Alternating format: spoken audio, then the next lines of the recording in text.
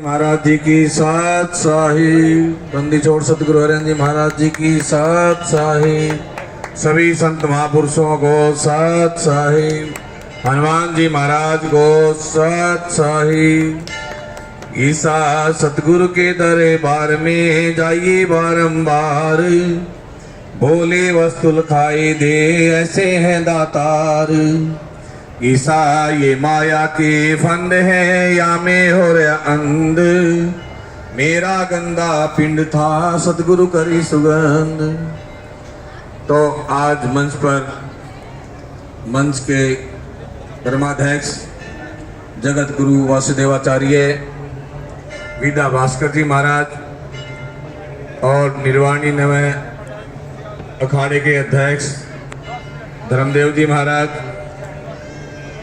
और चंद्रदेव जी महाराज, साधु विश्वदाता जी और अयोध्या से आए हुए महापुरुष, चित्रकूट से आए हुए महापुरुष और अनेकों इस मंच पर आए हुए सभी संत महापुरुषों को कोटि कोटि नमन।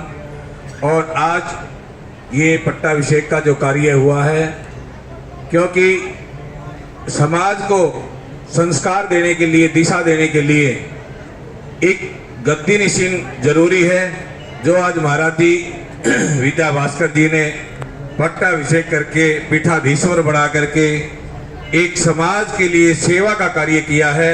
उन पवन जी कुमार को, जोशी जी को बहुत बहुत बधाई। और आज ये हनुमान मंदिर के अंदर, चौधरीवास के अंदर ये जो सत्संग का कार्य चल रहा है, तो वीरों कबीर साहब जी कहते कि सत्संग की आधी घड़ी तब के वर्ष हजार, और ताबी पढ़तर ना तुला संतन किया विचार। तो वीरों ये महापुरुष जो है इतनी दूर दराज से, अयोध्या से, हरिद्वार से, वृंदावन से, चित्रकूट से, ये जो गंगा जमुना सरस्वती यहाँ एकत्रित हुई है, इसके दर्शन करके और इनके मुखारविंद की वाणी सुन करके अपने हृदय के अंदर विराजमान करके जब जीव जाता है, तो वीरों इस समाज का कल्याण और इस समाज का उत्थान होता है।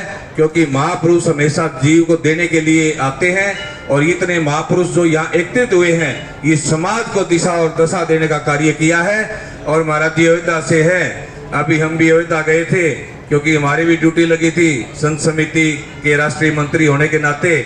तो रामलला का जो 22 जनवरी को दर्शन किया, वो बड़ा सौभाग्य का था, क्योंकि 500 वर्ष के बाद ये ऐसा अवसर अपने को मिला है।